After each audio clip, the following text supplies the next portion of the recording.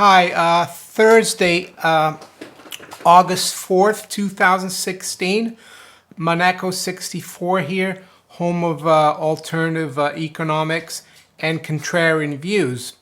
Earlier today I made a video about the Bank of England. Bank of England cut rates from 0.5% to 0.25%.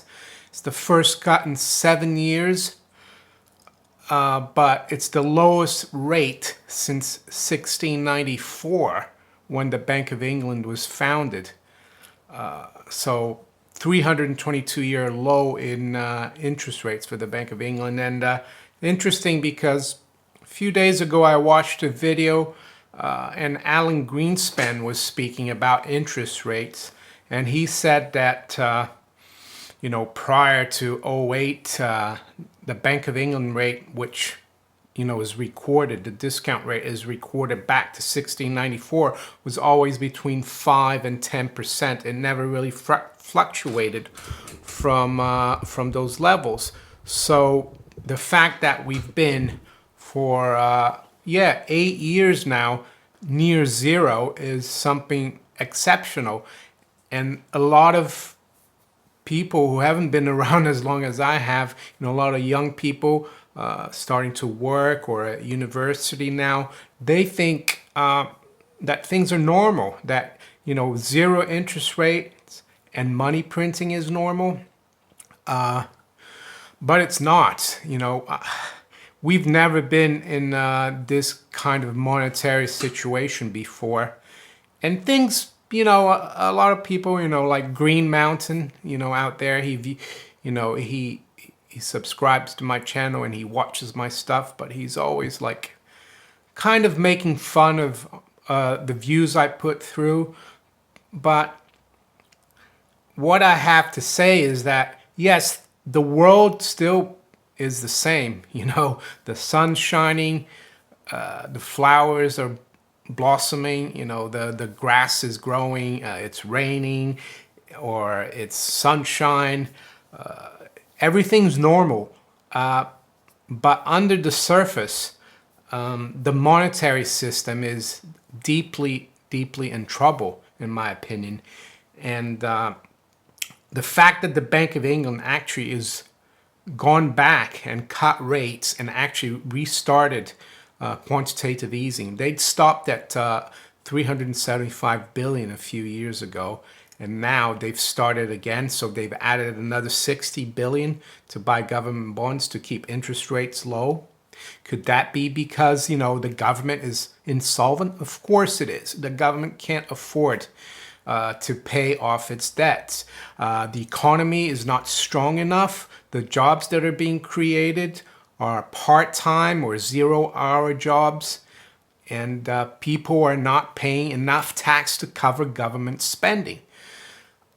And then someone will say, oh, but we've had the austerity, all the cuts.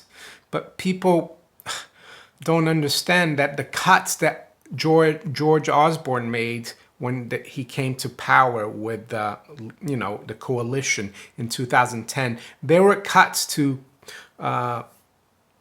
the budget that had been put in place by the Labour Party. And the cuts were just cuts in increase. Let's say, for example, the Labour government decided, we're going to increase spending in the NHS by 10% from 2010 to 2020. All that Osborne did was cut that rate of increase from 10 to 8, for example. So we haven't really had an austerity. If we really had an austerity, we'd have a revolution, unfortunately, in this country, because the welfare state in the UK, not only in the UK, but everywhere in the Western world, even in the United States, is so entrenched, the welfare state, with pensions for, the entitlements, like Greenspan calls them. I know people have paid into it, and I've paid into it, national insurance in the UK, but that money has been spent. It's been basically stolen by the government. They don't, they don't take your money and put it in the bank and say, this is Mario's money here, we'll keep it here. No, they spend it. And so the reason I'm making this video is basically to say that I don't think there's any way out of this anymore. I don't know what the, you know, end game will be, but, the market, gave the central banks, the Fed, Bank of England, ECB, BOJ, the markets have gave the benefit of the doubt to these institutions when they, kind of saved the system from collapsing in '08. A lot of people still come out and say, oh, I don't agree with QE now, but it was the right thing to do in '08. No, it wasn't. It wasn't even the right thing to do then, in my opinion. You had to let the system collapse and go and start. We'd be recovering by now. But the markets and the city and Wall Street economists and investors gave, the central banks the benefit of the doubt. They needed to do QE. Now we're going to grow back, and then they're going to reverse the policy of QE. And the only way to reverse that policy basically is to sell off all the bonds and, assets they bought. Because people forget the flip side of QE, or printing money to buy financial assets, is that the central banks get lumbered with a huge balance sheet, because they're just like another bank. They buy that stuff. The only difference is that they can print the money out of thin air. But now, their balance sheets are expanding, and there's no way out. Because can you imagine if the Fed and the BOE, Bank of England, come out and say, oh, we're going to start unwinding our balance sheets? Can you imagine what would happen? There would be a run on the bond markets and all these assets they've kept. Don't be deluded. Speculators would front run, the, those markets, the gilts, the mortgage-backed securities, all the stuff that's probably worthless anyway, that the central banks have had to buy from the investment banks and the commercial banks. The only time I've seen that central banks actually wanted to move something down was when Gordon Brown pre-announced that he was going to sell half of the UK's gold back in 1999, and that, and that just goes to show that he wanted the price to go down. But QE is another kettle of fish. There's trillions and trillions of QE out there, and that's just the balance sheet and of the central banks. That's not even talking about the base rate, which is controlled by shorter term gilts or treasuries. I remember in the end of 2014, beginning of 2015, The Economist magazine, which is a very establishment magazine, which is actually quite boring. I remember buying it, 20 years ago, and because I thought it was a good magazine, but I could read a few articles and then I'd fall asleep. But anyway, they came out end of 2014, beginning of 2015. There's a end of year edition making predictions for 2015, and their main economic prediction was that the US, the Fed, and the UK, the Bank of England, would start raising rates again and normalizing monetary policy. But here we are, almost, going into 2017, and the Bank of England has had to actually cut rates again, start QE again. So Jim Sinclair from JS Mindset was right. He coined the phrase, QE to infinity. They can't get out of it. I don't know what's going to happen. Advice for people? I don't know. Keep your head down. Act with common sense. Don't buy into mainstream economic financial advice. If people come to you and say, oh yeah, it is a good time to buy a house, interest rates are really low, you can have a pretty big mortgage, interest rates are only 3% for 10 years, it's a great deal. Don't buy into it. Try to have as little debt as possible. I know house prices are still elevated in the UK, but if you can, try to avoid debt, live within your means, And if you can accumulate savings, put it into real money, that is gold and silver, physical. If you want to be in the financial system to speculate, you can do it. You know, I do it myself a bit, I have to admit, but I don't keep that much money in my speculative account, as I would call it. It's not even a trading account. It's more like a speculation.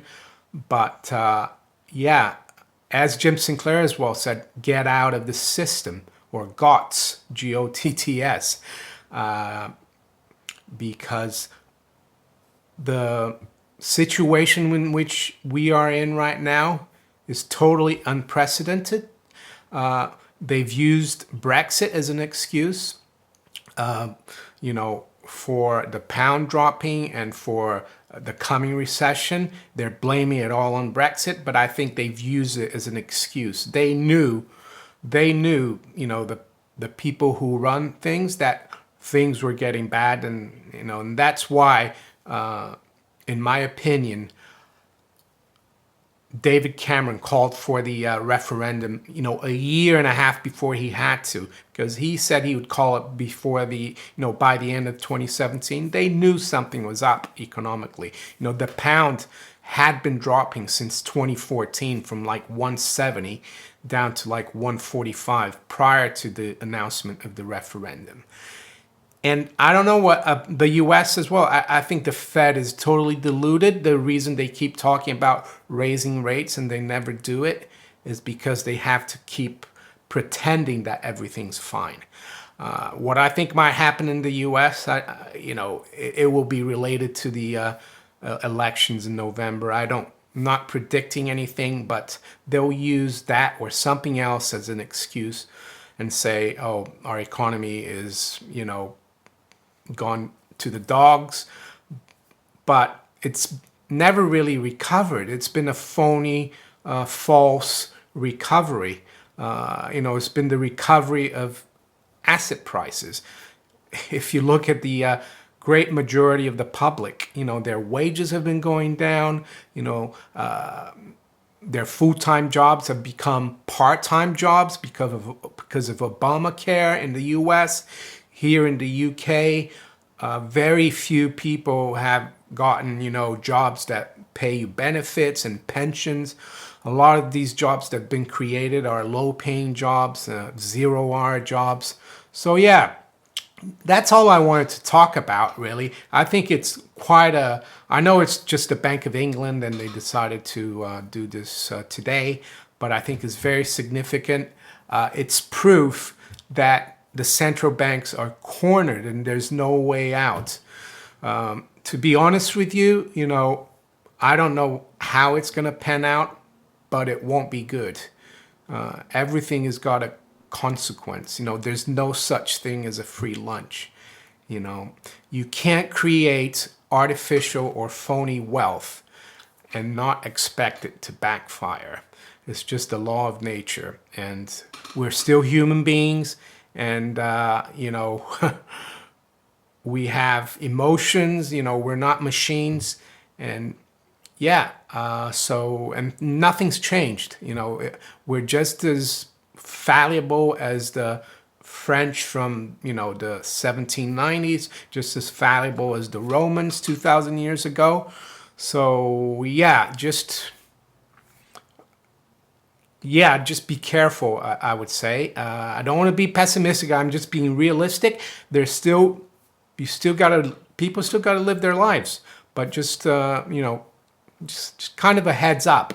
So if you enjoy my analysis and my views, please like, share, and subscribe to my channel. And you can also donate. There's a couple links below in the description. You can donate via Patreon, or you can donate Bitcoin as well to my channel. Thanks for watching. Take care. Bye.